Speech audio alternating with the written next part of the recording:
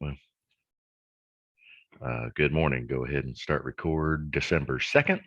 I'm going to go around the room and confirm a couple of software logistics. Paul, can you confirm for me that you have both Workbench Yeah, I have and Workbench and Anaconda and Power BI. Power BI? Okay, cool. Dave, you locked and loaded with all the software? I sure do. Yeah, I've got everything. Okay. Leela? Yes, I have all three. All three. Colton? I should have everything on my side.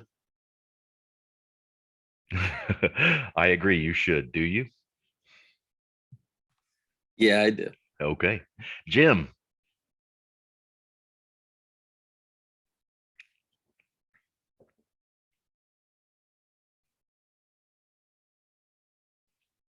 Good morning, Jim.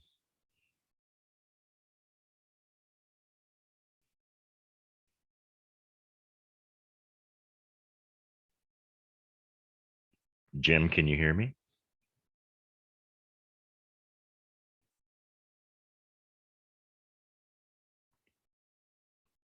I think Jim might have stepped away from the mic.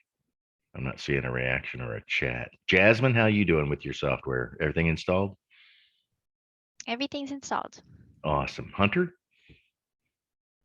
Good to go. Okay. Ann Hampton. Still trying to get logged on to Workbench, but everything else I have, I'm trying that connection again. Okay. If you want to meet afterward or shared screen or whatever, are we still thinking it's a firewall issue? Yeah, I'm not in the office today, and I meant to check it yesterday and just totally slipped my mind. So let me do that right now while I'm at home, and I will hop back on in just a second, let you know if it worked or not. Okay, cool. Well, there you go. So Hunter, go ahead and mute your mic.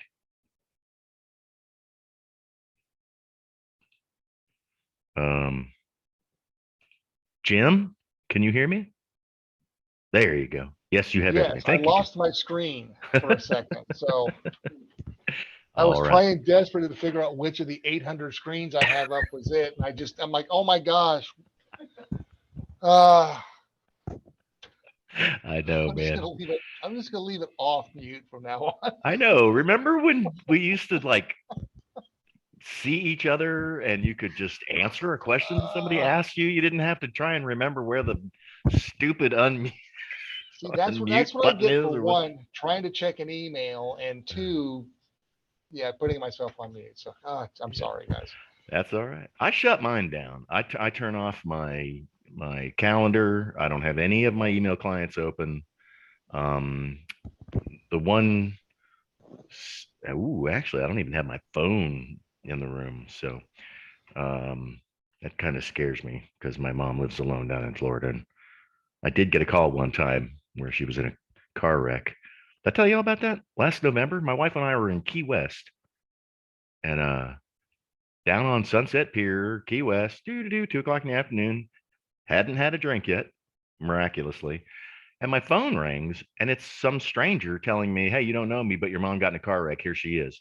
And he hands, he was using her phone, hands it back to her, and some guy had pulled right out in front of her, blew through a stop sign, pulled right out in front of her, and she broke her heel bone. I wound up living with her in Florida all winter from November 20th until I got home on Valentine's Day, right when that freight train cold front came through and we got snowed on. Have I already told you that story? No, I don't think so. Well, there you Scary. go. Story time in the data patch with Dawn.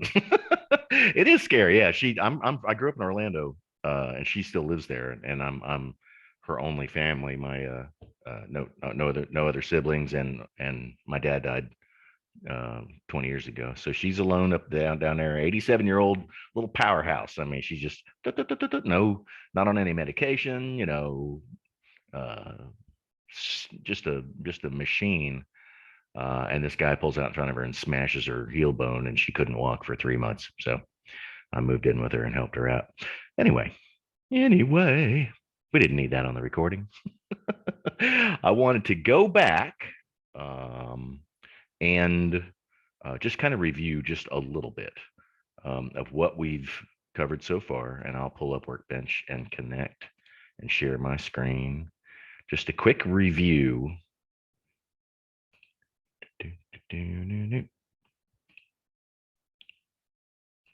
Share the screen, the whole screen, nothing but the screen. Is this legible? Oh, it's a horrendous query I was working on getting ready for today. Is this readable okay, guys? The size of the font? Looks good to me. It's fine for me. I don't really know how to make it any bigger if I needed to, but okay, yeah, these were some wild queries getting ready for today. So let me just kill this stuff. If you get a tab, remember you can have as many SQL tabs open in Workbench as you want. Don't save a thing. Don't save a thing for me. Don't save. And then delete this. Okay, so SQL, structured query language, the way to interact with the database, whether it's inserting new data, creating new data tables, setting user permissions, creating an index on a table so that it operates faster. SQL is the language. And we covered working with a single table and relational database design. So if you missed that by chance, the recording is posted in the classroom. So remember, we're working with this Northwoods schema, which is just a small little sample database I got from a buddy of mine at UCA. He uses to teach Oracle SQL. It's a teeny tiny example of a small university and some of the data that you would work with at a university. So we've got students and faculty, and then the courses they're enrolled in, and where those courses are located. That's really the full scope of this little data set. So remember, we on Tuesday we covered single table queries, which is where you pull information and you determine which columns you want to see. You determine which rows out of the table with a where clause.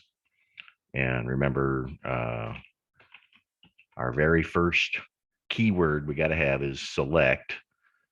And the convention is to use capital letters for the keywords in a SQL query. So say we're going to select and then lowercase. The tables and column names are case sensitive. And if you type in a couple of letters, you get this cool little pick list. So if you have long table or column names, it goes ahead and tells you that, oh, we've got a couple of columns in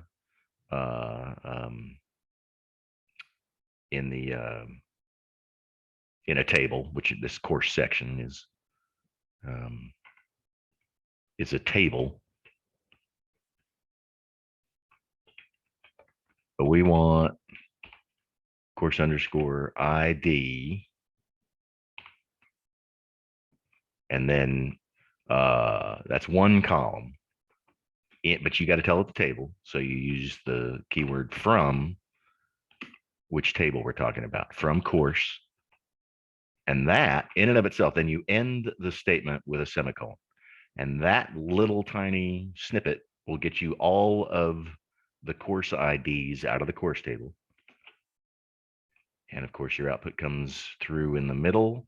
and your kind of your log, how long the query takes, how many rows were returned, what's going on with your SQL statements that you're executing. That comes out in this lower window down here, the output window.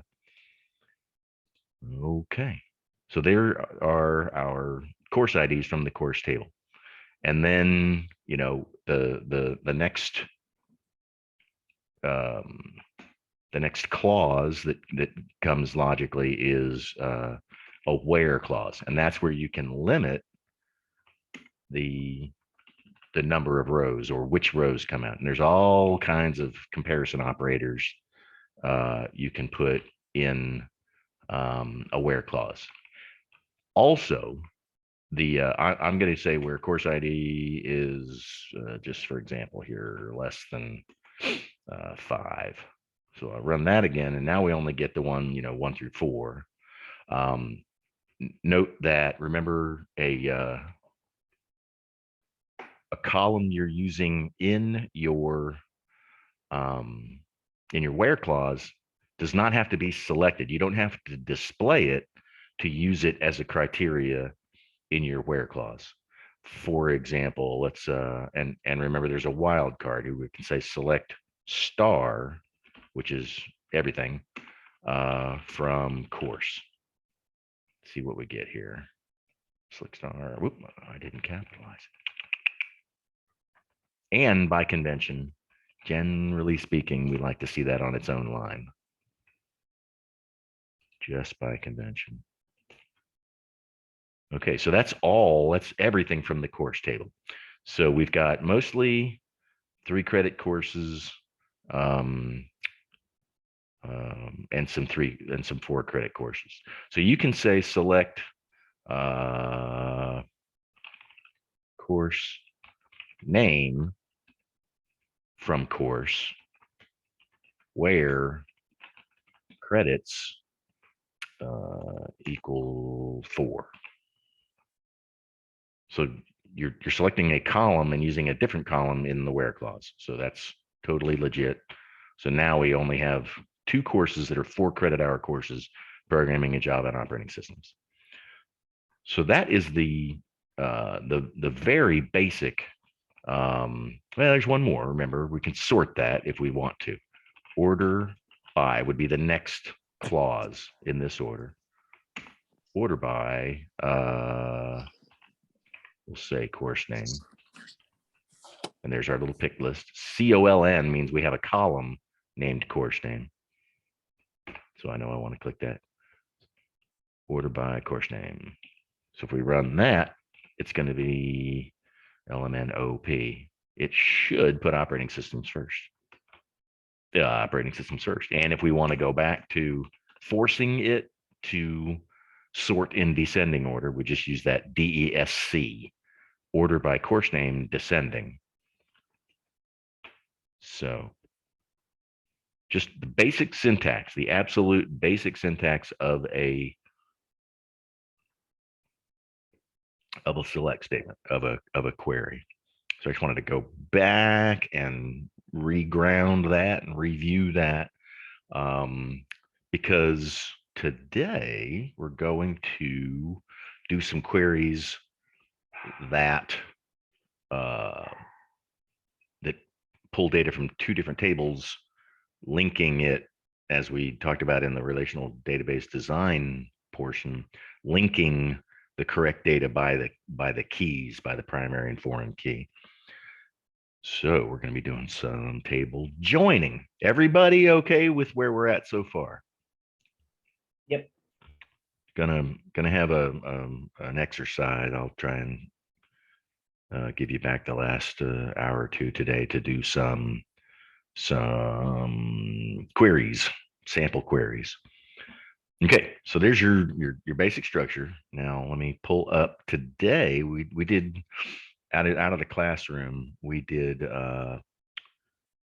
PowerPoint number 1 and 2 in the sequel, and we left off. Correct? I quit before we got to multi-table queries and joins. Yes, I think so. I believe that is correct. Okay, multi-table queries. And like I said, this SQL, and this is just the SQL. There's extensions to SQL. This you can make a whole career out of this thing, but I'm going to show you the rudiments of pulling data and why you would do it. Like, well, for example, go back to Workbench. Like in our student table, we have a faculty ID that is their faculty advisor, but just pulling a numeric employee ID, faculty ID out of that table doesn't really give you any real information. So if you were going to run a report about a student and you wanted to show, especially if it was going to the student, you wanted to show them their advisor, you'd want to at least go out to the table where FID is the primary key and go grab something meaningful, the name, phone number, whatever, office, building and office number for that faculty member so that the student would know what to do with that information. And that's why we have these relationships, so we can go out to that other table and not violate normalization by putting all the information on a faculty member inside the student table. There we go. And guys, I'm sorry. I if I'm belaboring this, I apologize.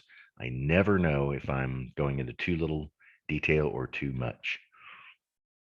Okay. So back to retrieving data from two tables. In SQL, we call that a join. That's the syntax for it, and that's what your database programmers call it. And it's pretty powerful, and it does get pretty complex depending on what you're doing. But here's the basic syntax for that. You select field name 1, field name 2, however many fields you're looking for. And then remember, in the from, you've got to have the table that that those fields are coming from. One thing I don't think we covered, and I'm not sure when I'm going to, so I'm going to do it now, is that you will frequently have the same column name, particularly these keys. You'll have the same column name in multiple tables. Good morning, Regina. Good morning. All right. So we're covering SQL. And so when you're selecting columns that are not unique, the column name only has to be unique within its table. When you're selecting column names that are ambiguous, you have to clarify with a table dot field name, and that lets SQL know that you're talking about which table, which ID or whatever you're dealing with. So you'll do that, anywhere that it's ambiguous in the where clause. You'll even do it in the select statement, because, for example, this is a template. This is not an actual query. If you had field name 2 was in table 1 and table 2, and you only needed the one from table 2, you'd put it in your select statement like that. So you'd have to, identify which table by using dot notation, table dot field name. So every once in a while, you'll get an error, and that's what you've left out is telling SQL which table you wanted that to come from. Okay, so yeah, we select columns, however many we want, and it can be from any of the tables that we're joining, two tables. Either can come from either of the tables that we're joining. And we put both table names in our from clause. But then there's two ways to join two tables. One way is in a where clause, kind of like in English, just like we said, where something is greater than 5, and it limits your return to where that field is greater than 5. You can join two tables where the key from one equals the key from the other. And we've got examples of that coming right up. And of course, you can have multiple conditions.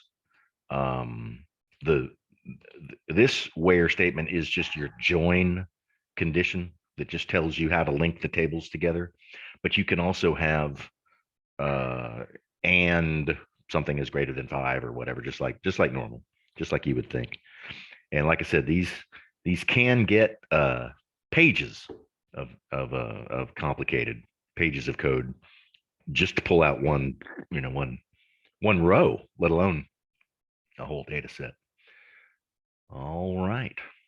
So that is your basic join, the very most basic way to join two tables, like we will pull the advisor name that goes with each student, where we're only storing the advisor faculty ID. Okay. Next, select and from clauses list fields to be displayed. Yeah, everything in your select statement will be displayed. So remember that it doesn't need to be selected just to be a join field or in the where or whatever. And if you pull a column, you have to list its table name in your from clause. Easy enough. Okay, for example, we have our student table and our faculty table. So this will depend on your organization's standards, but you don't have to use the exact same column name. We do, but there's no rule that says that the faculty ID in the student table has to be called F_ID, like it is in the faculty table. They have to be the same data type in order to link and do the joining that we're talking about. But very often they are the same name, so it's good to get used to that dot notation. So in our student table, for example, we have a student ID number, their name and a couple other things, and then the faculty ID number of their faculty advisor. And in the faculty table, that number is that same ID number is repeated as the primary key of the faculty table. So it's a primary key. F_ID is a primary key in the faculty table. It is a foreign key in the student table because it's the primary key in another table. So there's that again. So we can tell just by looking at this that Sarah Miller's advisor is Dr. Cox, and Amanda Mobley's advisor is Dr. Blanchard. Okay. I wanted to, I put this in on purpose. I was thinking I was going to cover it Tuesday, but I did not. When you use the entity relationship diagram for the Northwoods database, which is in the classroom, which we showed last time, you'll see these symbols pointing from like student to faculty and course section. This is what they mean. There is an ANSI standard symbology for these entity relationship diagrams. The ends of the lines give you some information about the relationship. So like this, just across here is something has a one, will have one of whatever it's pointing to on that other end. And then you've got the something to many relationship is the three forks. And then you can also specify one and only one, like a person will have one and only one hair color or whatever. And like I said, that usually turns into a column in the table. But anyway, this looks like a circle and a plus sign is means that other thing can have 0 or 1, as opposed to one and only one means it's got to be not null. 0 or 1 means it can be null. 1 or many, 0 or many. So this gives you some when you're looking at the ERD and those symbols are there. As you get used to looking at entity relationship diagrams, it gives you some more information as to which columns and which how the entities relate, and any rules that are assigned to them. And if you're a database designer, you're heavy into this. So yeah, like I said, remember that ERD, if you pull it up and look at that and go, oh, yep, it starts to make more sense when you have this key to it, this legend. Okay. Retrieving data, 2 tables. So what happens if you select a field name that appears in both tables? For example, you want the FID. FID appears in both tables. You must qualify. That's the word I was searching for. You got to qualify it by using dot notation. Okay. Like this, FID is in both of those. That'll mess up. The second one, you can say student.fid, but you're not selecting anything from faculty, so that's kind of goofy. And then without a where clause, you can get what's called a Cartesian join, where you get a row in the first table times a row that's in the other table. So if you got 20 rows in one and 20 rows in the other, you'll wind up with 400 rows because you haven't told it how to link things. So it'll just wind up getting, I think this is six rows times 8 rows, 6 faculty times 8 students. So that's why you need the join. It lets SQL figure out how to avoid those. Okay, you want stuff from both tables? I'll give you everything I got from both tables. Okay, so what you do is you can join in the where clause, and like I said, there's also a join statement, but we're going to do it with the where clause at first. The where clause contains the join condition, which specifies what'll be which fields will be joined, and of course we're going to be joining on the FID. Yeah, foreign key in one table and the primary key in the other. Just like we showed on the graph there. Am I going too fast? Too slow? Hey, Don, I just had a quick question. Sure. Actually, about the keywords. It was just something that I was just reading. So the select, so the SQL uses, I think in one of your slides, it says there are about 30 words that it uses to let the user tell the database what it wants to do. Is there like gouge out there? Is there a list of those words, select, create, update, delete? Or is that just something that you, as you work with it more, you just remember them?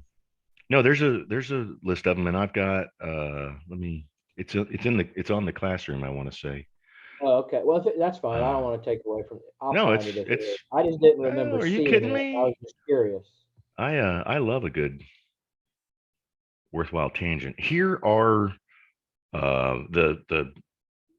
there's others. But here's what we're talking about when we say there's about 30 words. Here we have all we're working with is one, right? The select. So where and from and all that aren't necessarily included in those 30 words, although they although they probably are. But these are Yeah, but that's really because you're just telling it where to get it from and what columns and all that. These right. words right here are actually telling it what you want it to do. What to whether it do, be right. Create, update, delete. Okay. I Yeah. did download this. I just hadn't looked at it yet. I apologize. That's all right. Yeah, like you can create a table, create table student, and then you over here in the data manipulation language side, we insert into that table. You tell it what column and what value. You can update data in the table. You can delete rows out of the table. You alter over in the left-hand column. You alter a table to get rid of a column or add a column after it's been created. So these are the kind of things that we're talking about of those 30 words. And then I would put from and where and group by and order by in that list of about 30 words. But then you've got, functions, just like you do in Excel. You've got pages and pages and pages of different functions that you can operate on a column, so that gets to be, there's way more than 30 keywords or reserved words. And then data control language, there's other stuff here. There's I know there's show databases, show tables. There's other commands in SQL besides besides what we've got here. Okay, I appreciate it. I didn't mean to take away from what you were going over, but it's just been gnawing at me here for the last 20 Hey, minutes. we got all day. I hope you guys are asking questions anytime you have them. All right, so that's that one. And then if SQL is in your future, there is a really good free tutorial. If you just Google W3, the numeral 3, and I will probably wind up using it before we stop the course. But W3 Schools, it's called, World Wide Web Schools, has a SQL tutorial, and it's got a web-based, almost like a Jupyter notebook. It's got a web-based SQL interpreter and a sample database that is very similar to Microsoft's normal sample database they've been using for years called Northwind. It's like a importer exporter e-commerce kind of database. It's more extensive than what we're dealing with here with Northwoods, but it goes through all of this stuff, joining tables and using functions and calculations and whatnot. It's a really good tutorial. W3 Schools. Always put in a pitch for that one. Okay, so yeah, remember the where clause can contain our join condition as well as other just basic search conditions to limit which rows are coming back. All right, a few more minutes before we break here. Yeah, and you can always use as many search conditions as you need with the same and or that we covered on Tuesday. And this is called, there are the way you join these tables has there are a couple of specific terms. What we are doing, where you are just showing, we're going to join faculty and student, and we're only showing where you've got a student with a faculty advisor, and you're only showing a faculty advisor or only showing a faculty member if they're an advisor. So they're They got to be in both tables. It's called an inner join or equijoin. That's the natural join. It's the simplest, most common. That's how you go look up something in another table and bring it back and make sense of it. There's a couple of other types that we'll cover, but the equijoin is the easiest one to kind of start getting your brain wrapped around the concept. And it occurs when you join two tables based on primary key and a foreign key. And I know saying that over and over again, but these slides were developed for an academic environment where you're learning. So hopefully I'm not going too slow, guys. You would come off the microphone and tell me speed it up, wouldn't you? If I was going too slow. Okay. Absolutely, provided I Okay. can find the mute button. I mean, if I do go too fast, if I skip over something, please, for goodness sake, stop me. Okay, so as we said, the foreign key F_ID is over in the student table because it is the primary key of the student's faculty advisor over here in the faculty table. 1, 2, and 3. So we can tell just by looking, but you know, when you got a million rows, you can't do that. Okay, so those are the shared key values, foreign key and primary key. So we will link them.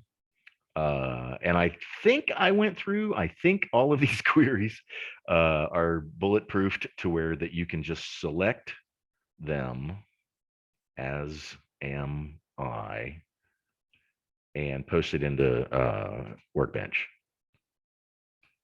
So I'll just overwrite what I was doing there, punch it in, get my little blue dot with no weird red X's or squiggly red lines, and I hit bam, and here it went, and we're selecting student ID, the student's first name, and then the faculty ID from the student table. That's why we had this student dot. And then the last name from the faculty table, but there's only F_last does not exist in the student table. So you don't need to say faculty dot F_last. It knows if it's not ambiguous, it doesn't bother you to qualify it to the table from student and faculty. So we're selecting columns from two different tables. So we have to list two different tables in our from clause. And then the where is just showing that we're selecting this stuff where the student ID equals the faculty ID. And that's how it actually like creates a table in memory and goes through and grabs those things where they equal. So what we have here as an inner join or equijoin is all the students that have a faculty advisor. And you'll notice there aren't any faculty members that are not advisors here because they weren't in the student table. Okay.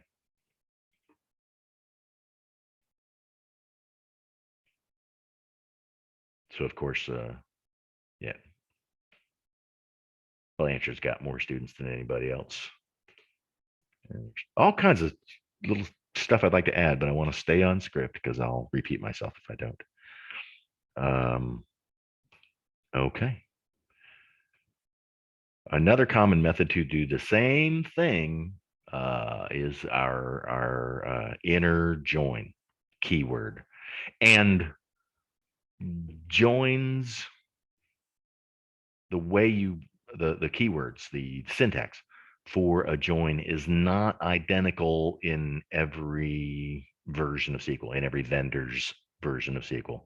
So there are some things as it gets more complicated that you can't, that you got to figure out how to do with your particular database system. But I think inner join is kind of universal. So we will grab that and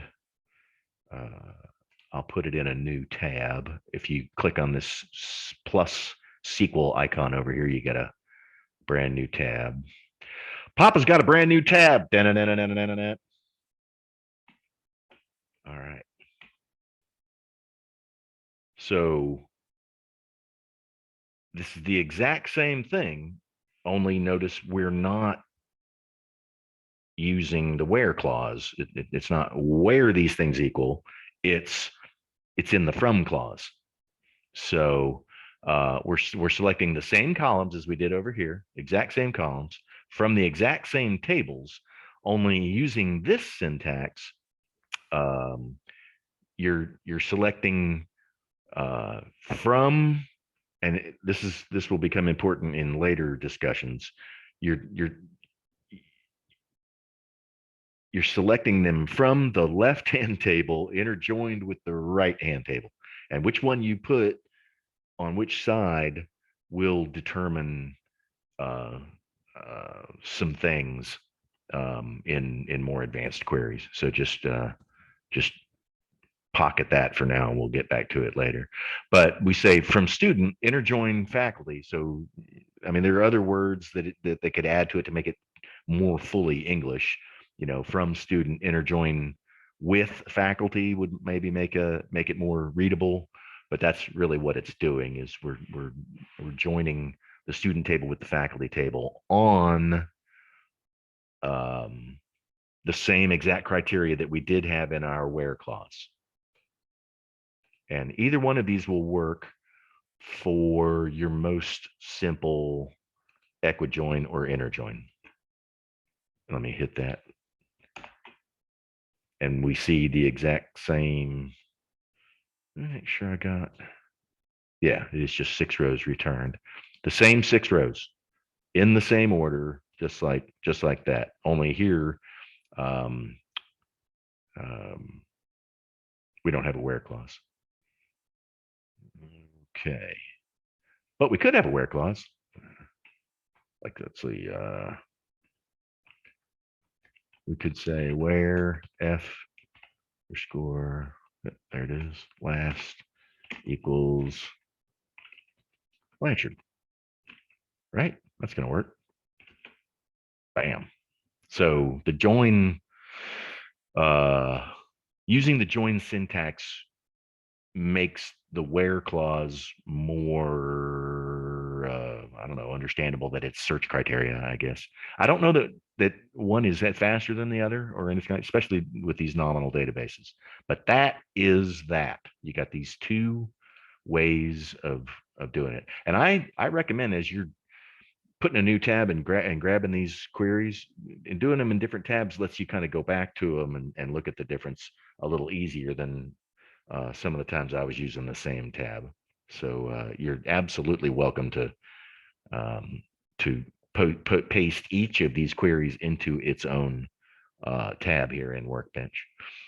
So that's how you go over to a table and look up something based on something I got here in this table. Any questions on that so far? We're going to go on break for 15.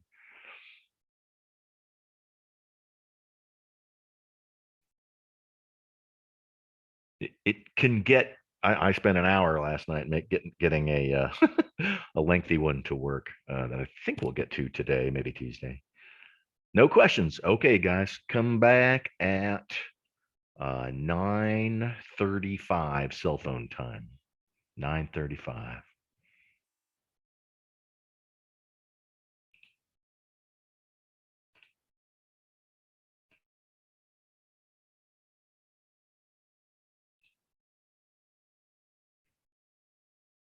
All right, I'll keep on going here. Yay. Yay! Woo! My favorite part of the week. Any questions or weird errors or anything come up? Everybody okay?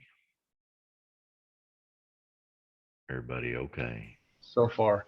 All right. I hope. I hope. So yeah, I just added an assignment in the classroom. It's a Word document, SQL queries, SQL query problems one. That'll just give you some. So if I wanted this information, blah, blah, blah, blah, and you write the query and just do as many as you can. Don't try and get certainly don't try and get them all. If you can, woohoo! But don't try and solve them all before you turn it in. I need to see where you guys are doing, where you guys are at the end of the class period or shortly thereafter, please. So you'll see that in the classroom. All right, but continuing on our continuing saga of queries in the data patch. Show the whole screen here.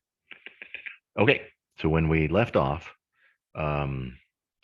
we just we're looking at the two syntaxes for doing an inner join. There are other slightly tweakier ways to join tables.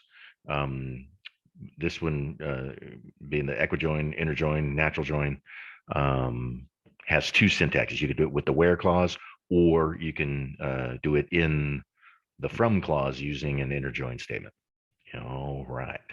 And am I recording? It looks like I am recording. Yes, I am recording. All right. So next. Fields. There's several types in queries depending on how you use them. There's the display field. Remember that's just in the select statement. And then you have the join field, and then you put your search fields in the where clause, just like I showed you guys in Workbench right there. You can separate your join fields from your search fields. And as long as the fields you're talking about are in the tables, they don't have to be in the select. All right. So you got display fields, join fields, and search fields, which are fields are columns. This is Rich. Not video. I like it. Come back for part 2. Bye. Okay.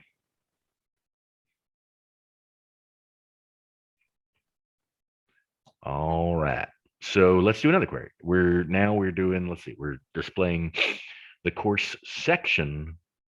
And remember, a section is an offering of a particular type of course.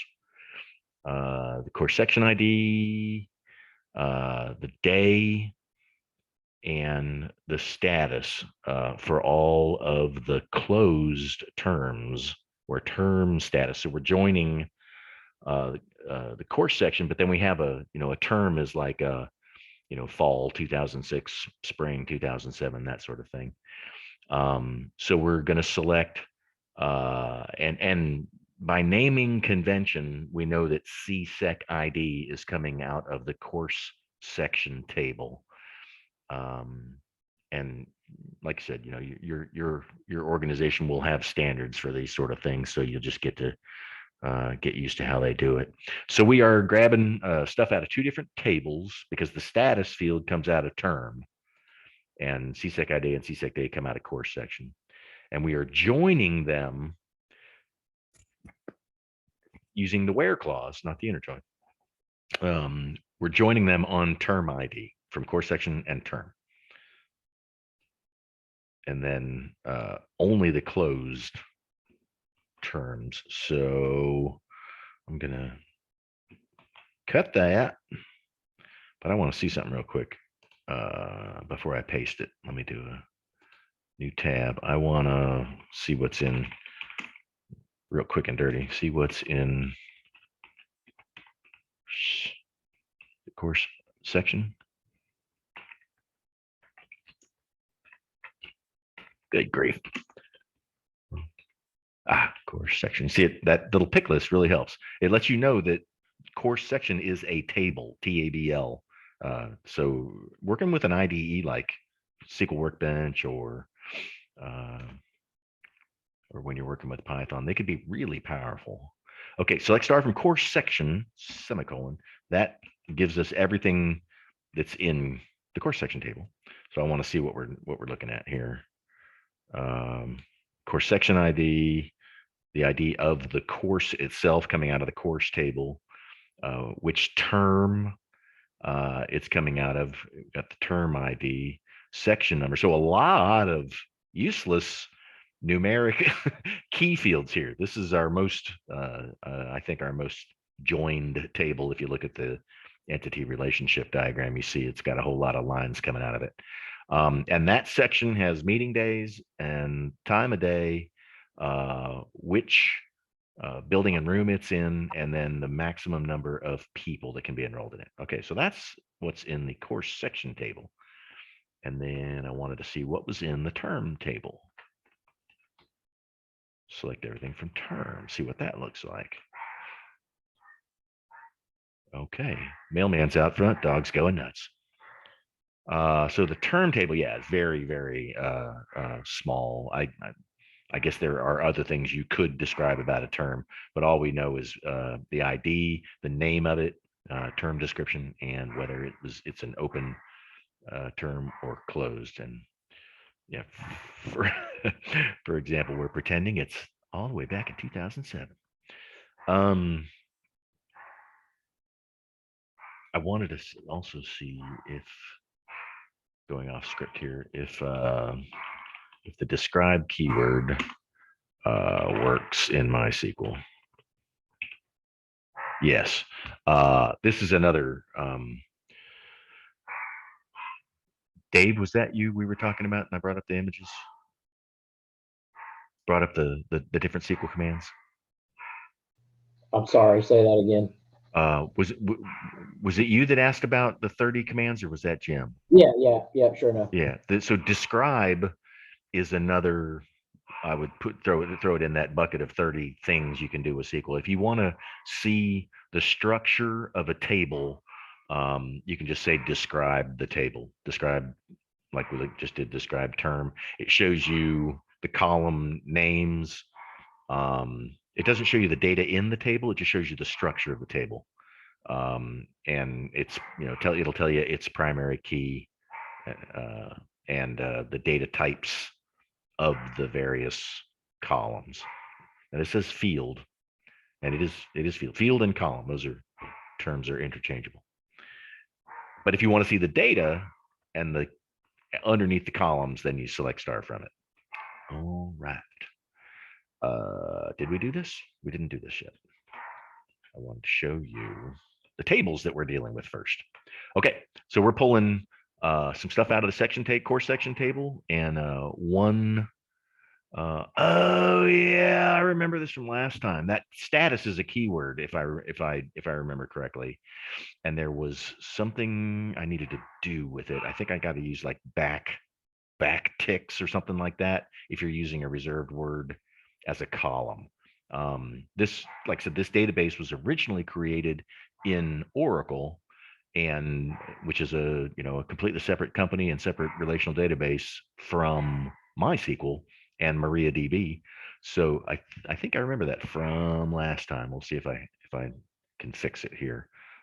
This may bomb. That worked all right. Huh. I could have swore there was an error. We may still come to it.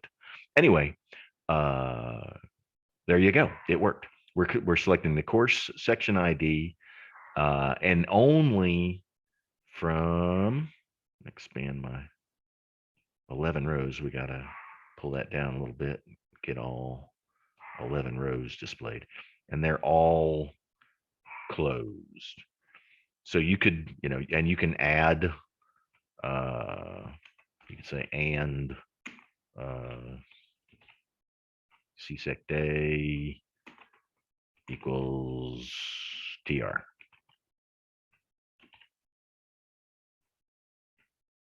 Right? So it only pulls up from closed terms with TR. So you can do a join condition and as many search conditions as you want in that query. So we'll go back. I'm probably getting ahead of myself. when it shows up blue in Workbench, like the word status is blue here and here. I remember it erroring, and I needed to use like special characters to say, don't know, this isn't the keyword, this is the column. But it might have, I don't know if it changed. String. Say that again, Paul. I think you have to put it in quotes to make it a string. I'm not entirely positive though. To make it a string, you do, yeah. Yeah. But this one, there's something going on where Workbench is thinking the word status is special, and it's putting it in blue, which is making me remember this incompatibility between Oracle and MySQL that came up over the summer when I taught the course. I want to say if you put it in backticks, I'm gonna try it. I'm gonna try it because when I put it in backticks, it's no longer in blue. Let me see if that bombs. Yeah, that fixes it. Anyway, yeah, it was a incompatibility, a weird, but it seems to be forgiving this time. We may get through these SQL lessons and I go, that's what I was talking about. But I remember there being a conflict because one of the column names had a keyword as a column name. But that's how you fix it. Sometimes you don't really have a whole lot of choice, so you got to fix it, and that's those tick marks are how you fix it. Okay, multiple table queries. You can do the same thing, but you got to include all the joint fields. So you can, look up something in one primary table, go grab something out of another table, and then that table might need to go grab something out of another table. So you can link more than two tables. You can join more than two tables. And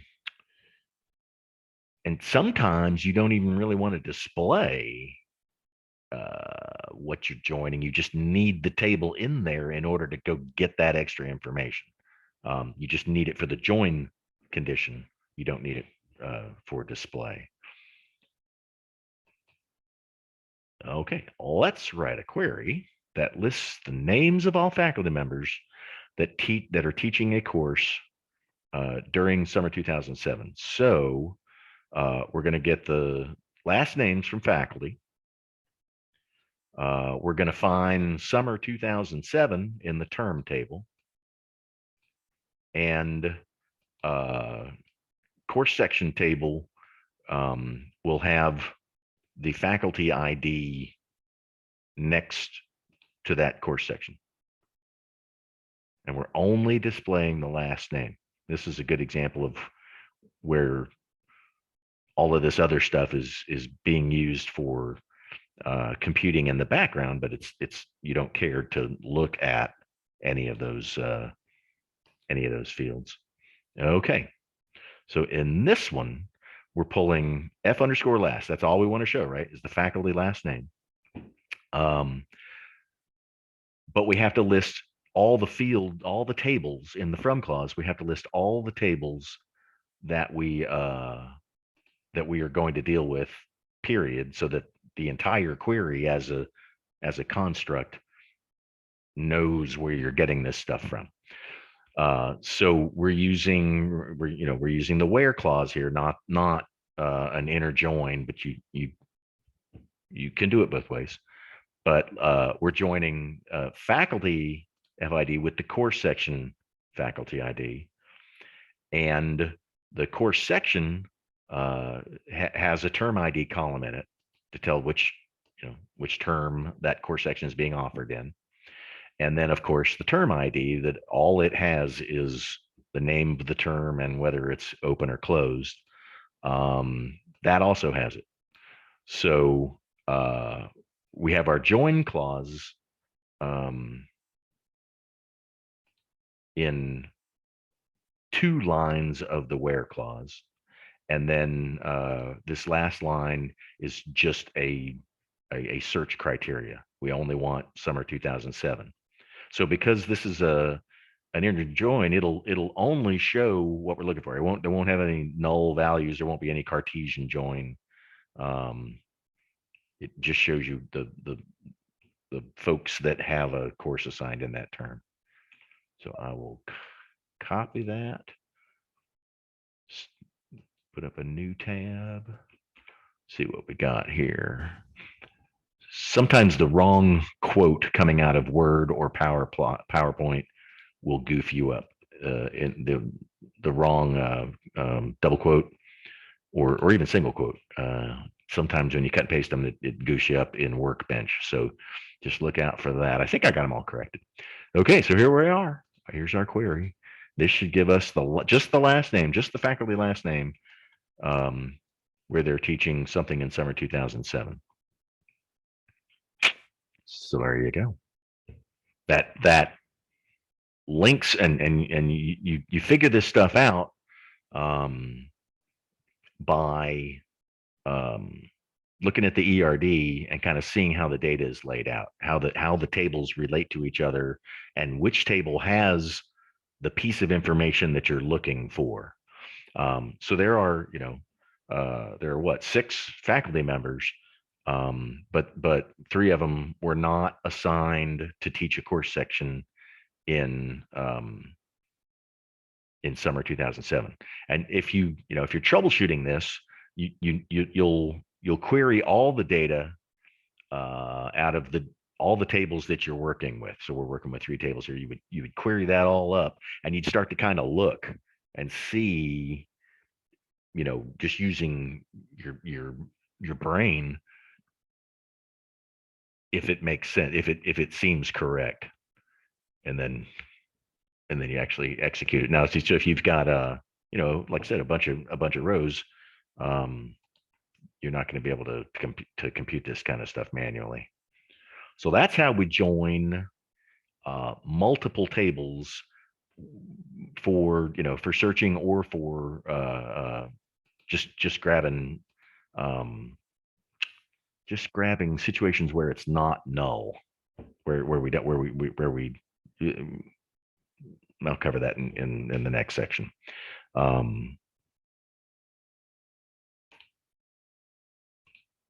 Because this is an inner join, we're not grabbing faculty members that weren't assigned. We're not grabbing terms that didn't have a faculty member assigned. So the inner join avoids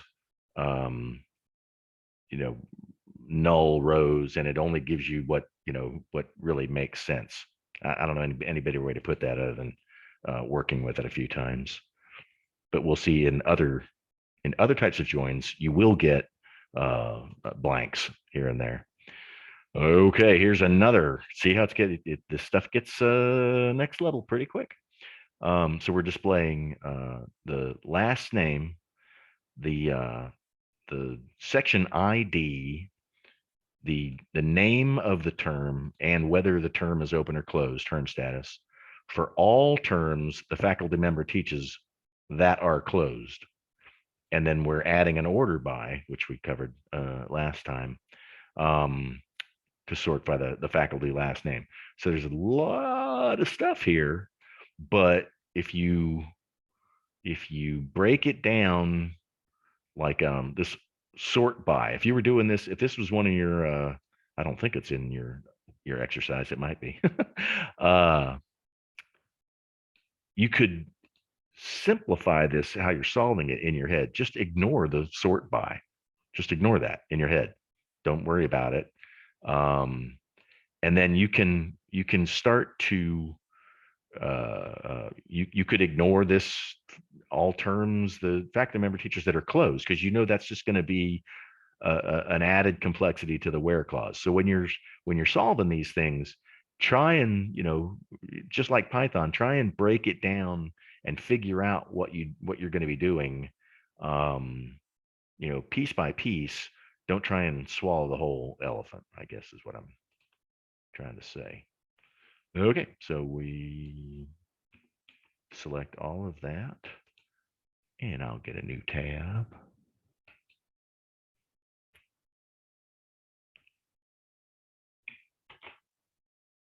Okay, so here we have our status in blue again, but it seems to be doing okay. So there you go. So we execute this, and there we go. Status equals close. So what if we change that? Let's say, what if we make it open? There's only one term that's open. So this will be everybody that's teaching in what, fall 07 is the only one that's open. So I run that. Yeah, no, summer 2007 is the only one that's open. So Baines, Blanchard, and Cox are teaching in summer 2007, and they're teaching course section ID. Well, you see it right there. Baines is teaching 12, Blanchard's teaching 11, Cox is teaching 13. So what if you wanted, I'm going off script here because I think this might be a good time to add a little something off script. To me, the course section ID doesn't give you anything. So what if we wanted to add the, is it class course? Yeah, we got a course table here, which has, no, I'm slow down.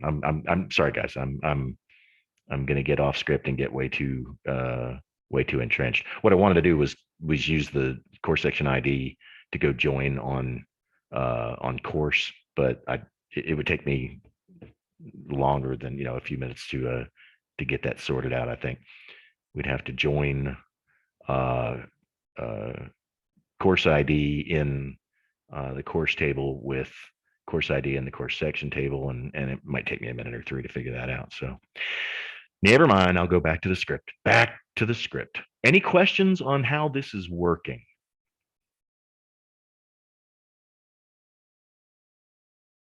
We're selecting 4 columns, so that's what you see across the top here.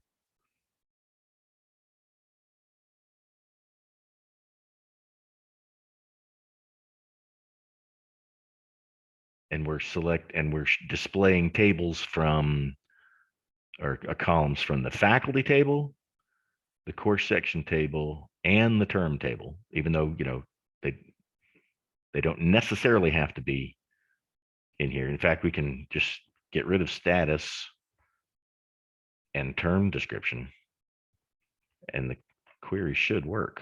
Just won't show that stuff. So we still should see Baines, Blanchard, and Cox 12, 11, and 13. There you go. So you don't have to display this stuff that's being joined. There you go. I think I made my point. Okay, we're almost done with multiple table queries. And there we go. It gets even more lines of code here. We want to see the course name for all grades and all the grades that Sarah Miller made. Now, normally you'd probably use a student ID here, not a name, but just for example's sake. Oop. So we'll cut and paste all of this into a workbench tab.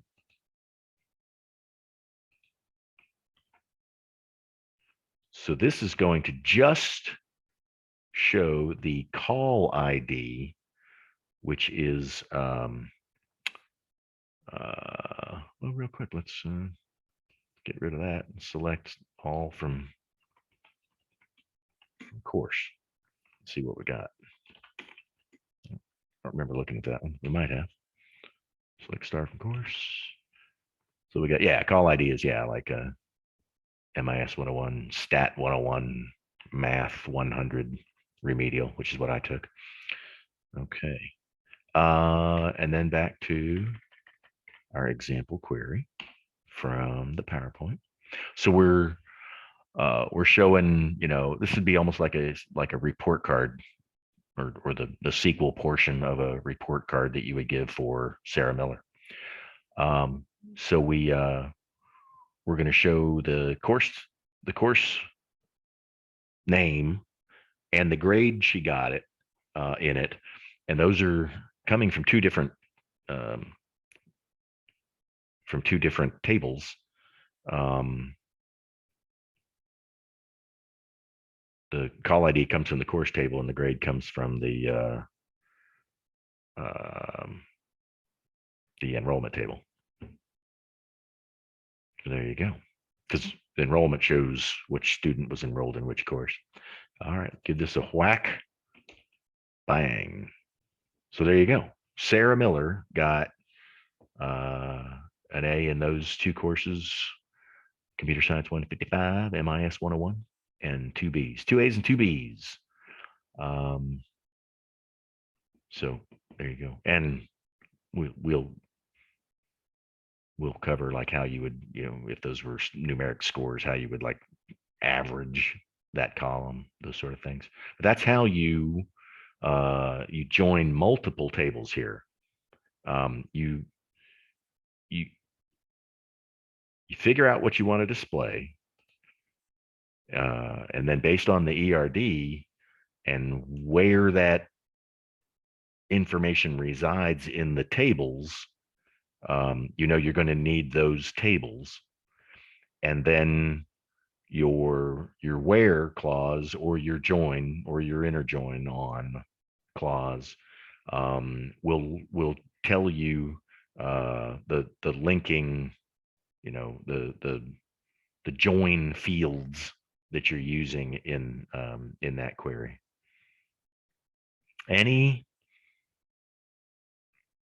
Anything other than some hands-on practice with that, or questions, confusion? I'm all good. Like I said, having that ERD, either on screen or printed out next to you is essential, because that's kind of really the only way that what data is being stored where, and how to join like the student table and the enrollment table.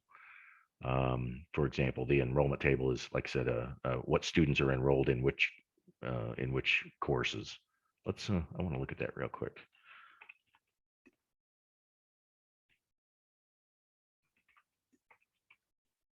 Did I just do this?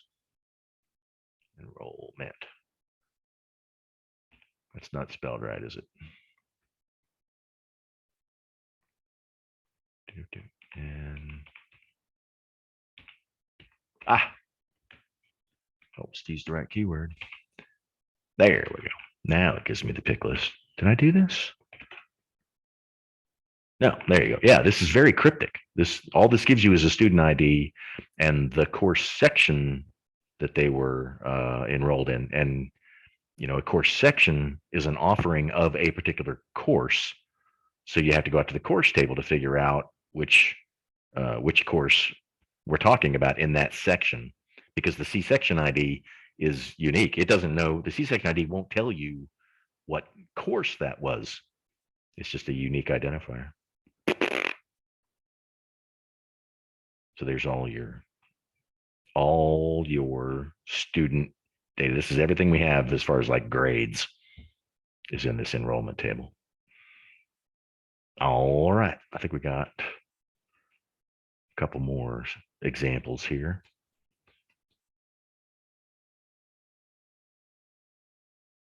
Okay, what happens if you leave out a join field? It won't error. But that's where you start to, if you don't join, you start to get, like I said, that this Cartesian join for all of something, you get times the number of rows in another one. It doesn't link up in the kind of the one-to-one relationship that you're talking about. So let's just go goof around with this one and see what we get. Where was? Let me go back and get that complicated one. Get all of this one. Like if you don't join whatever, like the students, you start getting all students, not just Sarah Miller, that kind of thing. Even though it's in the search clause, you start to get weird stuff. So let's get rid of something here. Let's get rid of the enrollment of that line, just out of curiosity. Okay, no red X's, no underlined weirdness, so it looks legitimate. But let's see if we get more than we got before. Let's see. Yeah, you start getting like every student and every course because you didn't join on the course section and enrollment. Did I have a chance? No, that's the whole thing. So let's see, let me go back. So if we don't join, so that was, yeah, we took out the enrollment join to the course section table. That's how we got all of this, pretty much every course and every grade in every course without respect to the student. And if we take out the section in the course ID,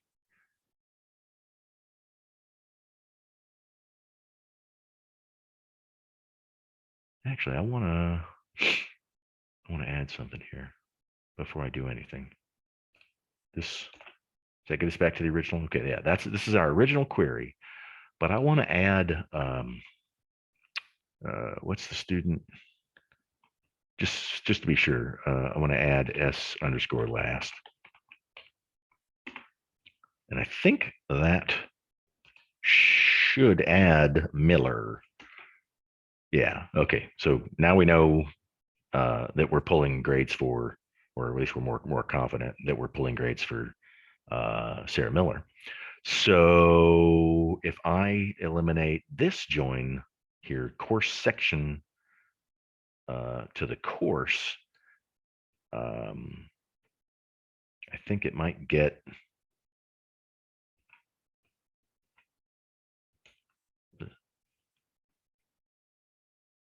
it gets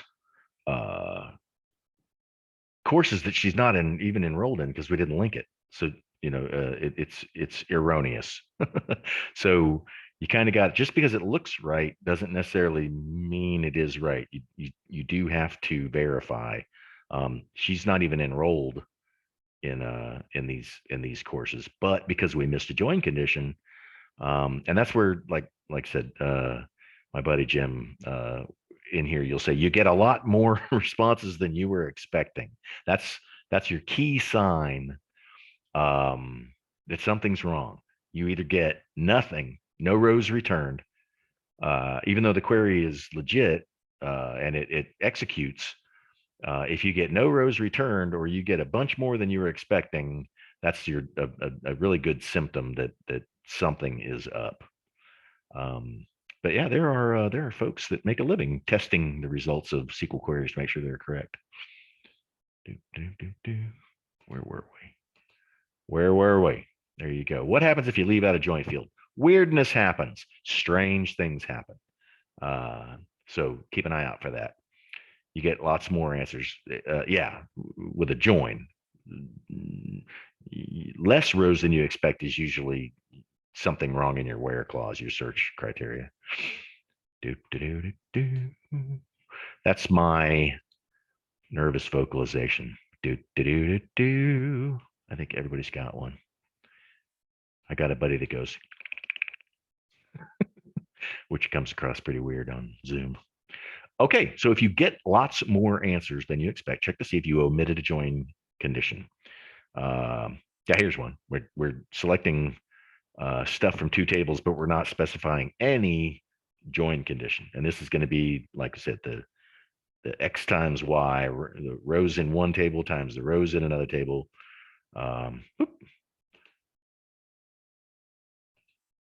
Just way more junk than you figured. So it's legal.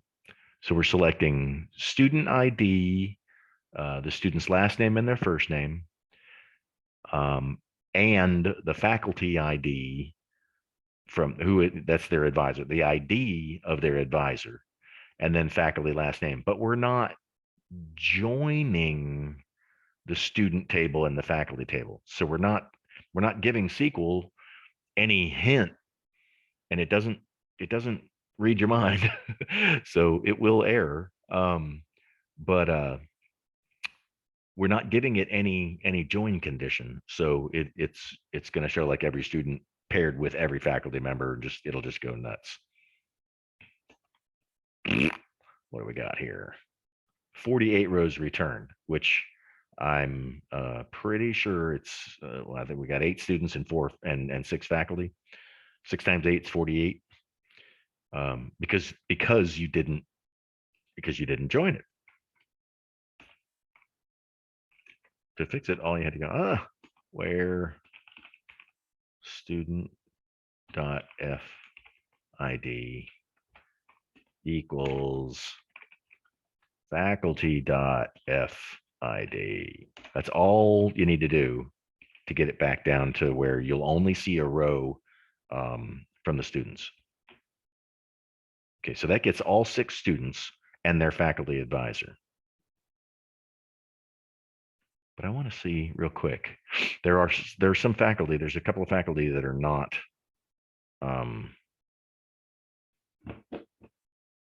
advisors, but all of the students have a faculty advisor assigned. So that's why you're not getting any strange nulls. Okay. Next well, there you go. They just redo it by adding a join clause. I thought that's where I was going with that. Got ahead of myself, but it was on the slide, so I'm safe. Safe at second.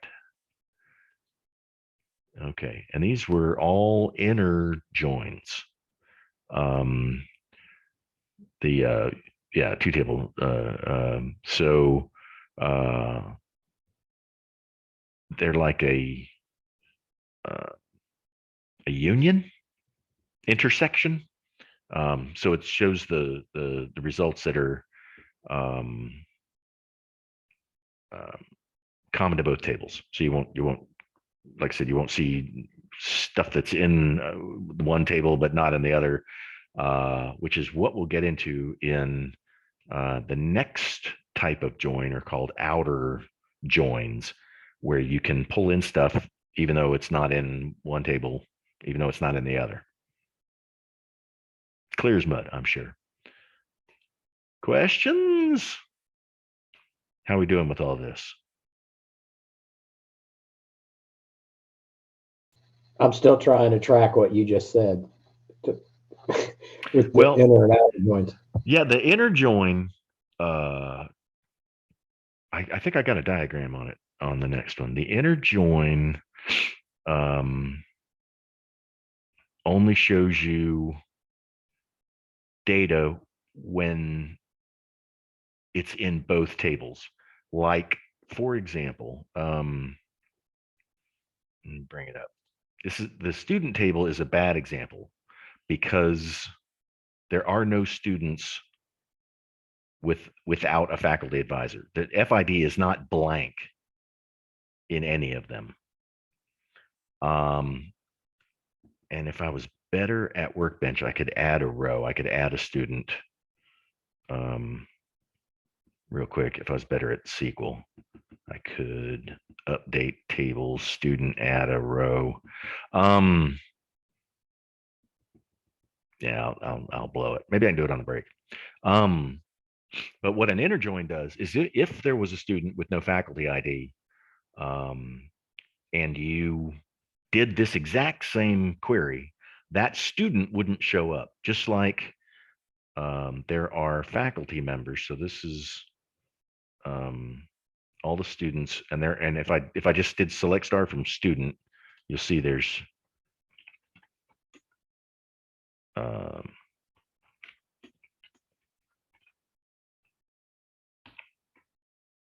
student, right? There's 6 students, and FID is it's not the same for every student, but it's not blank. They all have an FID. If I did this query, if there was a student that did not have FID and I did this inner join, that student would not show up. It would be blank because it doesn't exist in both tables. Right. But there's ways to do outer left. It's called an outer join, outer left join, and outer right join, where it will pull in them even if they're blank. And you can pull in, so you can pull into the students that don't have an advisor, but you would still suppress faculty members that aren't advisors, that don't have their ID over in the student table, and vice versa. It kind of depends on what you're doing. So this is inner, outer, full joins, unions. I think are fairly next level, but it may be something that you guys run into, especially you CAE guys. You should have a conference call with Jeremy. He's your data engineer, right? Jeremy Hicks. That's correct. Yep, Yeah. he sure is. Yeah, have a conference call, all 5 of you, and haul in Chaz and Andra, and kind of ask them, what of this stuff does he use routinely, and what sort of next level techniques does he use? Because corporately, this is just an introduction course. It could be that he's using more advanced SQL, like stored procedures, or there's a procedural. These are all, everything we're learning is one statement, right? Like one line of code, complex line of code, but it's really one line of code terminated by that semicolon. But there are ways to do more kind of conditional stuff with SQL, kind of like if then else and loops and whatnot, called procedural SQL, and it's different. It's T-SQL for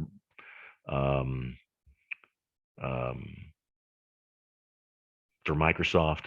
I think it's called PL SQL in Oracle. So there's whole another way, next level techniques for getting this stuff done. So I'd be curious to know what Jeremy would point out to you guys as being the next thing to learn beyond just a SQL query and joining tables, and what methodology he uses for joining them. Okay. So that's the difference between an inner join and an outer join. An inner join will only show you what's in both tables. If there's a faculty member that's not an advisor, which is the case, it gets excluded in an inner join. If there was a student that didn't have a faculty advisor assigned, that would be excluded from the query because they don't exist over in the other table. It's a union or an intersection. I think I got that in the next. It's a graphical representation of these different join types.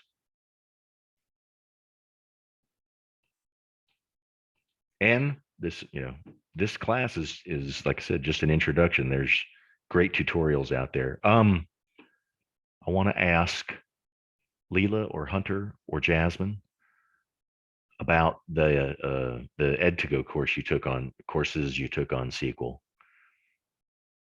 And did you find them helpful? Is this all repeat stuff? Yeah, I thought they were very helpful, and they had plenty of practices that you could use, and sets of data to work with.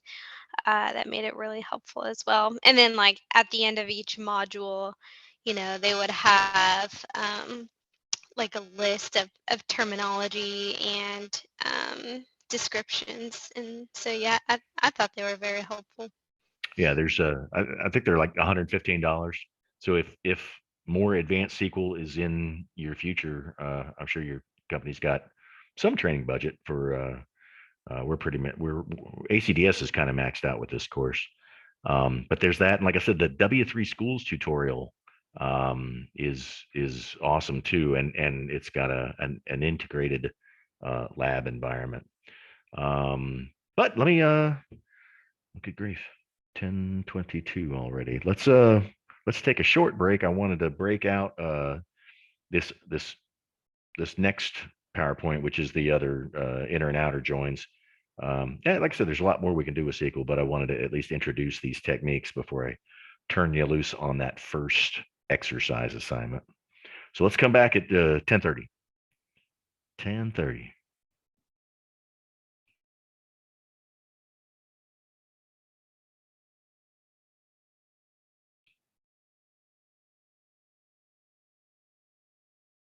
Okay, so yeah, and that last presentation, an inner join will suppress rows coming out unless there's data in both tables. But we'll see here in this next hour that you can sometimes, and I'm sure we'll do one here. Sometimes you want to pull data from over there, even though there's no matching joint record in the over here table, and these turn left and right, and we'll get into that. And there's a technique here that apparently I added somewhat out of the blue in this next presentation is on outer joins, and then you can even join a table unto itself in a parent-child relationship, and I'll show you that here using the faculty table. But there's a technique called concatenation where you can just like you can with the I think it was the ampersand in Excel, and with the plus sign in a Python print statement, you can concatenate fields. So we select these. I'll go back into Workbench. Am I sharing my screen? I'm not, am I? Negative. Negative, Ghostwriter. Can you see Workbench now? Yes. Yes. Got it. Okay. So if we pull, where to go? If we pull faculty first and last, it shows two separate columns.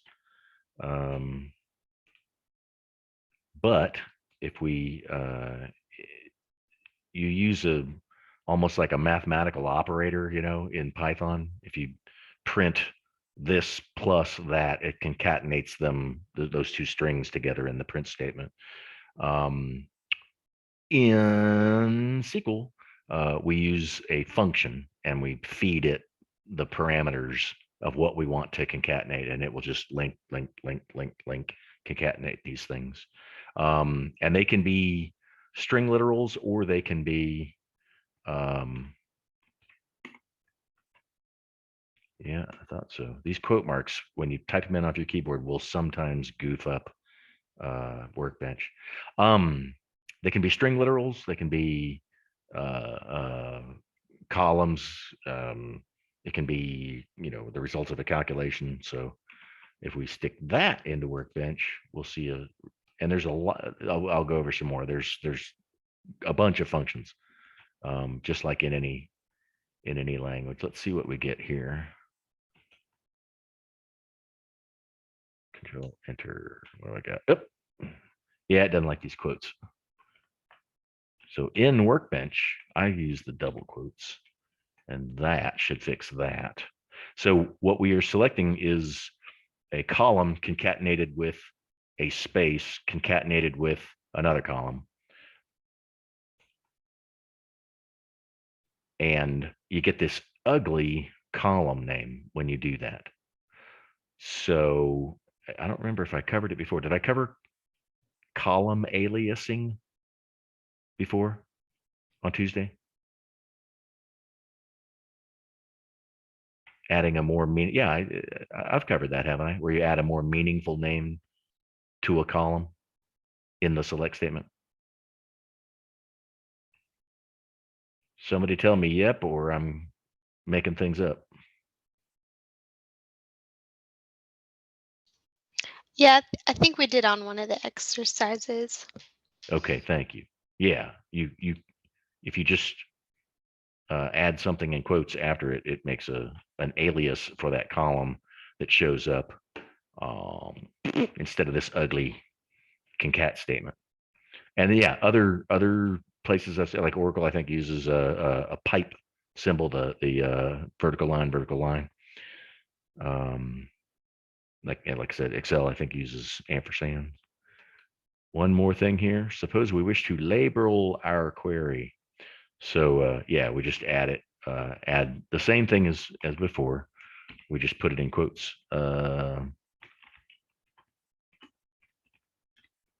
After the column. And then if you're doing more than one column, you just put a comma and then the column name and then space the alias in quotes. So this should fix that ugly concat first space column name. Professor name. There you go. That's useful. Useful technique.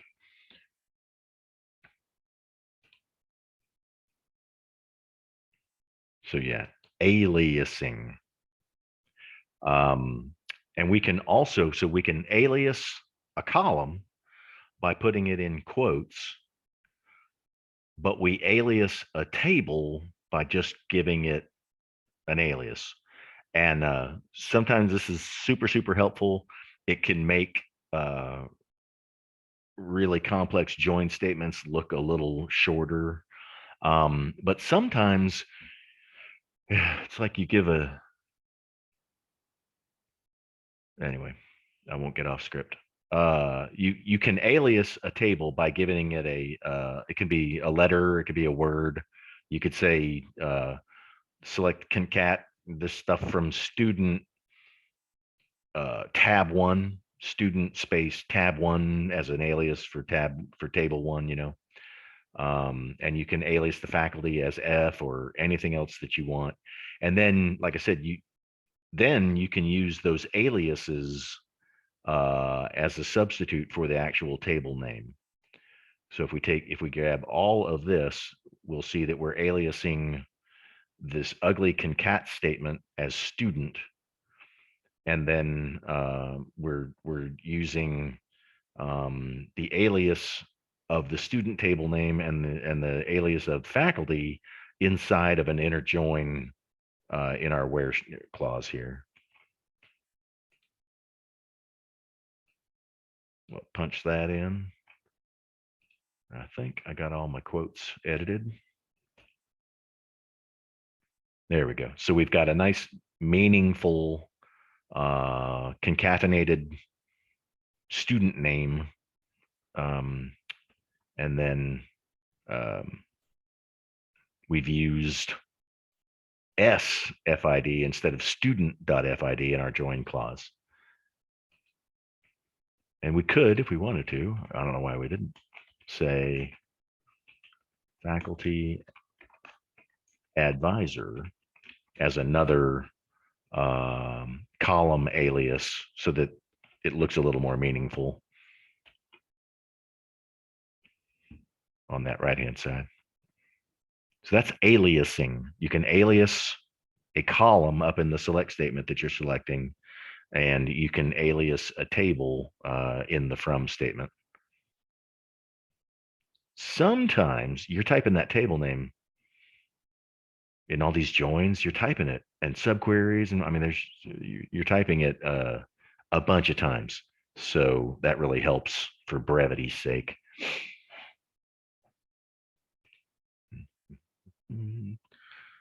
Okay, so back to last hour, an inner join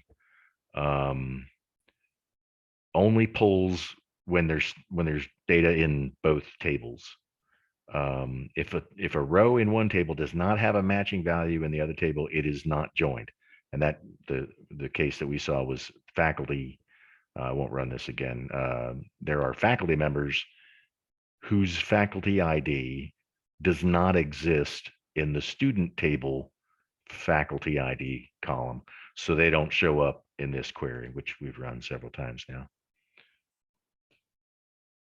And here's your review of your inner join. Yeah, I got a diagram coming up, Dave, that shows the difference between these types of joins. Roger. So there are outer joins that will pull stuff that doesn't match from one table or the other. We could pull faculty members that aren't advisors, or we could pull students that that don't have advisors, or both. And those outer joins are how you get those records where there is no matching thing in the join. And then a pure left join and a pure right join we won't be covering. We'll just be doing these. And the full outer join in MySQL is actually a union. Full outer join. I know that works in Oracle, but I want to say for sure MySQL and MariaDB, but I think Microsoft supports the union, not the full outer join. And like I said, yeah, these are pretty next level. If you are doing this stuff at work, or your data folks are expecting you to know how to do these, you're probably going to want a more extensive SQL course that focuses purely on SQL. Okay, so this diagram here in this slideshow number 4 shows you what I'm talking about here. Like an inner join is called that because kind of the way it works in a Venn diagram, or an intersection diagram, Venn diagram. An inner join, which was what we've been working on, is this one in the middle of this diagram. It only shows you records that have a matching record, or that meet the join condition in both tables. So it will only show you students that have advisors and faculty members that are advisors. But you can start doing these other ones, left outer join and right outer join, that will pull in those blank, and you'll just, like if it was a faculty advisor or a faculty member that didn't have any students, the student data would be blank, and then the faculty information would be there, but there'd be null values for the student, and vice versa. You'd have student records, but then any faculty information, if they didn't have a faculty member assigned, would then be null, and the inner join avoids that nullness. So that's a left outer join, a right outer join specify which table in the join clause. Like, so when you say right outer join, it pulls the stuff out of the right table. And we got some examples here, so we'll go over them. Okay, so let's look at the joining of student and faculty, which is what we've been doing. Where are there some members of the faculties who have no advisees? And we're going to use the join clause, not the where clause. You can't do this with a where. And the way to remember this stuff is right outer join is referring to the right table in this join statement. In this, if we replace this with left outer join, we would be referring to the student table because it's on the left of the join. Okay. So we're going to pull all the rows out of the faculty table, whether they're an advisor or not, because we're doing a right outer join. So let's execute this and see what we get. Hopefully we won't get more data than we were expecting. That's a bad thing. Grab another tab here. Getting kind of crazy with my tabs. Okay, so that's everything that we had there. So what we should see are the faculty members that are not advisors. There we go. Boom. So we're querying student last name, student first name, and faculty last name. That's our display fields. But since there's no student that Sheng, Brown, Culture, or Boston are assigned to, the student data shows up as null, which, like I said, depending on what you're doing, you want that. So that's a right outer join when, and coincidentally, the faculty table is the one that has stuff we know we've got more data than matches the student table. So we do that right outer join to bring in all the faculty members that are not advisors.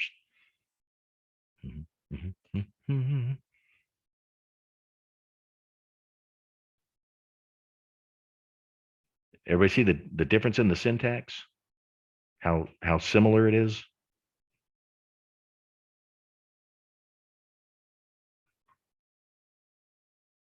Just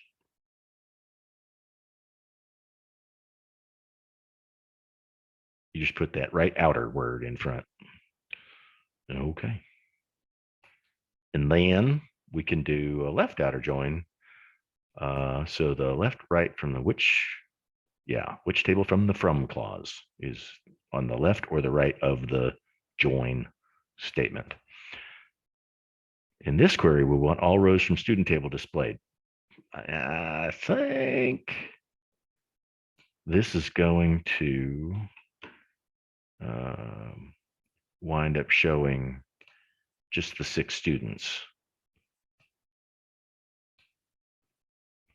And all we changed was the word left outer join. Yeah, because there are no null students. There are no null FIDs. So it's kind of redundant. The left outer join happens to return the same data as an inner join. Okay.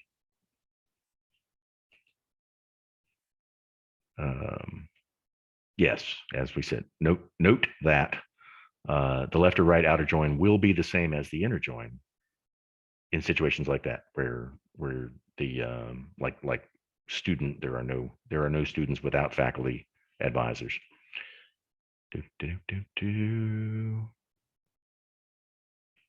Yep. Just like we said, same result.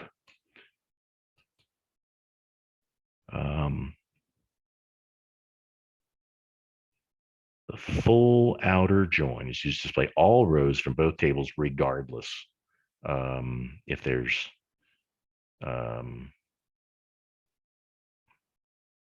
nulls or non-matching records. And for our example, the course section table lists all sections. And then we've got a location ID in that course section, which tells you what classroom and building it's being held in. So we want to see all the rows in both.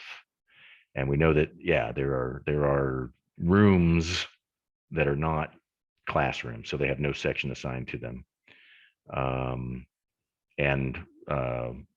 As they're developing the curriculum, you'll have course sections that don't have a classroom assigned. Well, So there are rows missing. There are nulls on both sides as opposed to our previous example.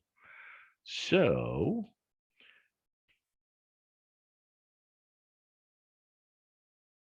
here's the inner join. Either syntax. Let's see what we get with that.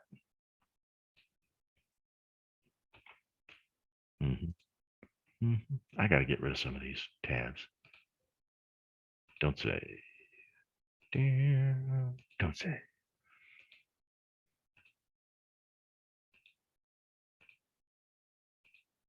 Are y'all hearing the my PC chime every time I hit one of these? Are y'all hearing that? I'm not hearing the chime. I'm hearing a click. Ring. Yeah, every time I hit one of these, and this dialog box comes up. Don't save. Good grief, I had a lot of tabs open. Okay, so we're doing an inner join on all of that stuff. So we will be getting course sections, that have a room assigned, and we're not seeing any rooms that are not classrooms, and we're not seeing any course sections with blank because we're doing an inner join. Okay, so that's why there's no nulls in the return here. Okay, now if we outer join, let's say this one here. Now, location, if we'll do a right outer join, and location will be on the right, and that will show the rooms that have no classes. Okay.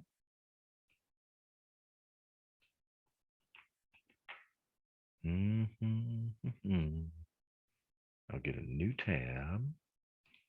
So now we'll start seeing some nulls here. Yeah, room 105 in the CR building has no course section assigned to it because we did a right outer join. That's all we changed between these two is inner join and right outer join. I believe that is the only difference between these two queries is the syntax of the join. That's why I kind of recommend you guys, as we're building these things, put them on different tabs, because looking at them side by each really kind of helps you see the difference. So that grabbed all of the locations, even though there's no course section assigned to it. So room 105 doesn't have it. Maybe it's an office or whatever. It doesn't have any course sections. And then here's some more. Yeah, room 211 in the business building does not. None of these do have any sections assigned to them. And yeah, rooms in the library, no course section. So that's what that will do. Now that is pulling all of the locations, regardless as to whether or not they have a course section. Now, I'm pretty sure if we change this to a left, we're going to wind up getting course sections that don't have anything. So I don't want to get ahead of myself. I think that's what's next. Now let's add the course sections that have no classroom assigned. Yep. So we want a left outer join. Nothing changes except we're going from right outer join to left outer join.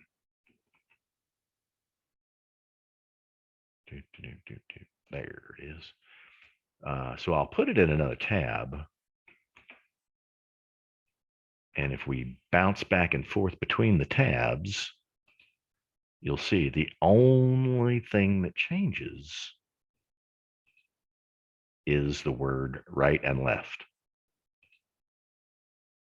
So the right outer join found locations regardless if they had a course assigned or not. And the left outer join will grab sections regardless if they have a location assigned. So let's run that one. So course section 14 does not have a location assigned to it yet, which could be a helpful report. If you were the course section location assigner resource manager at the university, you could run the report here that would show your course sections that hadn't been assigned, and then it would show where every other section had been assigned, so you could do some deconfliction. So That is that making more sense, Dave? Is that making more sense? Yes, sir. Okay. I know it's putting these into practice. That's why I'm gonna shut up here really quickly and let you guys do some hands-on without me bugging you. Let's see here. Next slide. Now, if we wanted to see all rows of both tables, oh yeah, this took me a good hour to troubleshoot here. If you want to see all rows of both tables, we do a full outer join, which is kind of a standard term, but MySQL MariaDB don't support that exact syntax. If they did, it would look like this on this slide. You would just say full outer join, and then you would see both of the results. You would see, for example, you would see course section 14 as opposed to in the previous course section 14 is missing from the right outer join. And like I said, some of the buildings are missing over here. But a full outer join would grab both of all of that. But we can't do a full outer join in MySQL. Frown face. But after some serious Googling and troubleshooting and converting of a full outer join, I got it to work. So if you're, hopefully you're downloading the slides, and you can cut and paste this, and it does a little bit of slightly different. There's an as keyword in here that is optional when you alias a table. So I'm going to punch that into a new tab. And what this does is does one query and then appends the other query to that one, using this union operator. So you get the results of both queries kind of like the combination of a left outer join and a right outer join stuck together. Instead of using the word full outer join, they just make you use this keyword union, and that is just the way it is. So that's how you would get the results of both. Remember, we had our left join here, which is basically what you're seeing on the top, and then our right outer join, which is what you're seeing on the bottom, but we're doing a union of them, and you wind up with everything. So you got kind of the combined results of both of those other queries. All right, 21 rows versus 14 and 7, 6. There we go.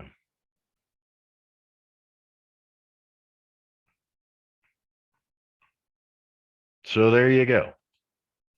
That is your full outer join in MySQL. This is next level for me. I'm sure if you're doing multi-table queries and you're having to grab this stuff out that you can, so that you can export it to a CSV, it might come in handy, and then you handle the null values in the next piece of software. But that's how they work. Now a self join, if you guys get to the point where you can whip out these outer joins, my hat is off to you. I think they take a lot of thought. A self join Self-join. This is when you have like a parent-child relationship, like in a personnel table, you have personnel ID, but then you'll also have a column that is the personnel ID of your supervisor, and you would call that column like supervisor ID. And the relationship, it's inside of the same table. So you would have a one-to-many relationship, but it would be inside the same table. So because you can only have one supervisor, hopefully.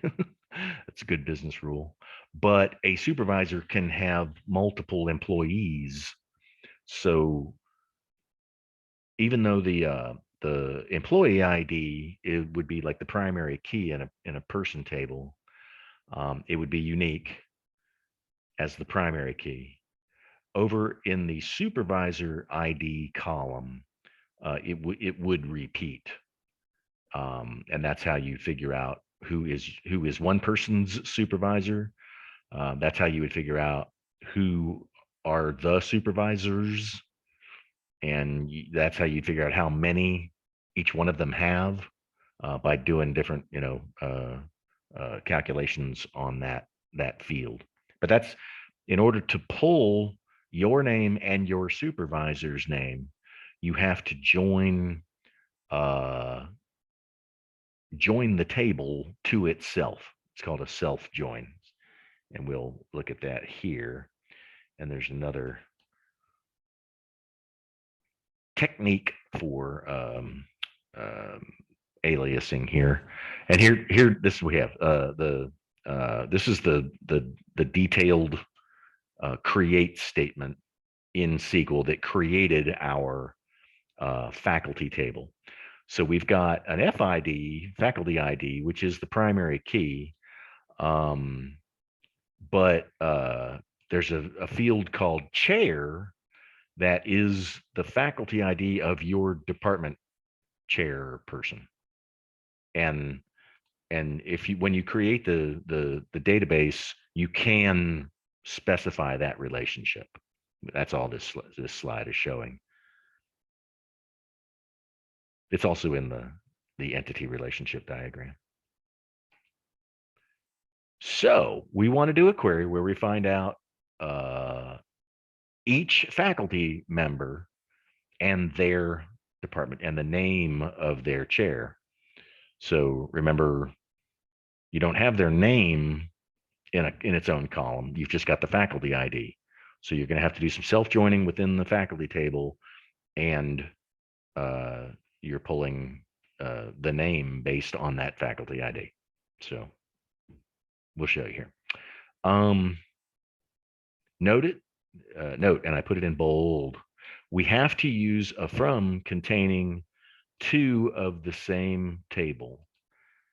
And that is not possessive. That doesn't mean, what's the plural of alias? Aliases is, it's not possessive. We don't need an apostrophe there.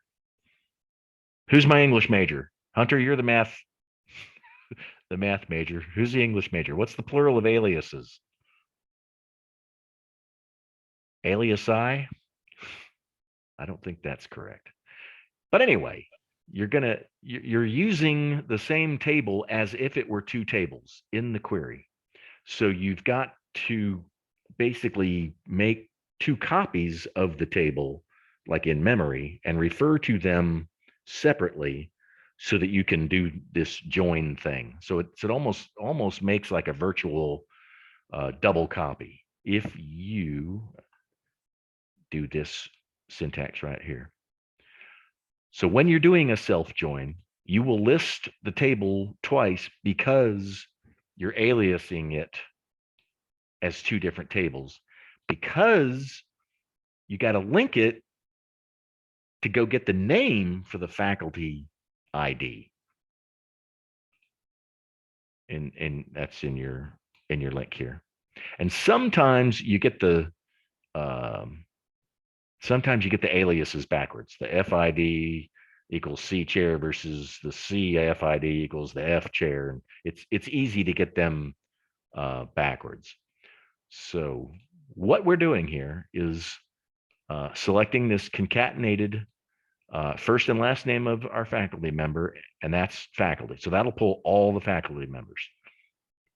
Concatenated with the first and last name of their chairperson, aliasing the table twice, and then linking or joining using the where clause and using these two different aliases, where the F version of the table, faculty ID, equals the C version of the faculty table. C because it's the chair, F because it's the faculty version. So let's run that, see if it's clear as mud. And you'll have this kind of query. You'll have this sort of construct anytime there is a parent-child relationship, like subassemblies in a production scheme, like supervisors and subordinates. Okay, so my cut and paste goofed up here. Let me see what I got going on here. Definitely a bad quote. Fix that. That might have been it. Stuck a giant tab in here. Okay, so we're selecting first and last name.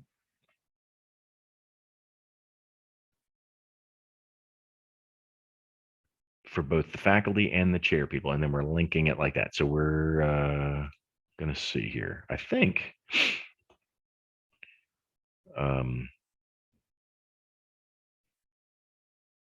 yes, Kim Cox's, and if we let me get another tab and select all from faculty. Yeah.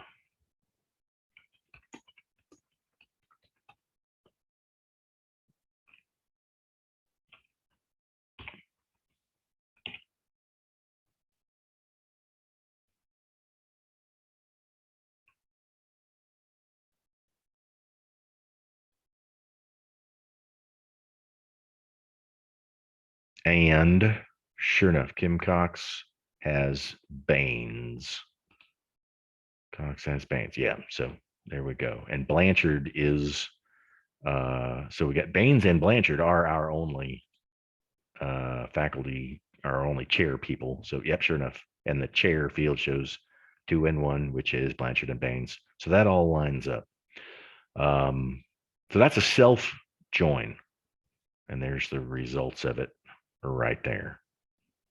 And yeah, getting getting the aliasing correct, because it's easy enough to get it opposite. I want to see what happens if I switch the join condition in the where clause. What do we get here?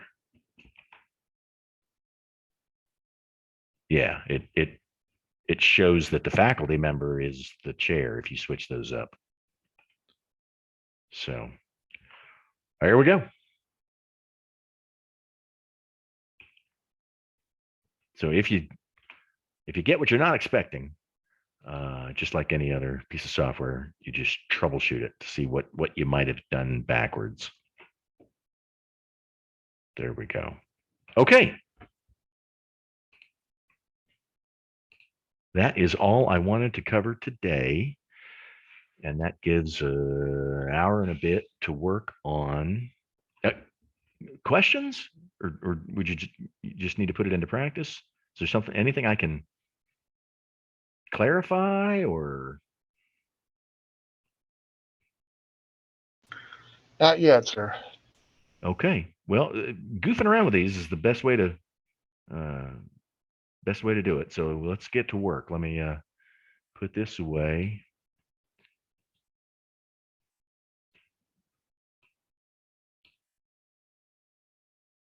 And put that away. So you will see in the classroom under relational databases and SQL, SQL query problems #1.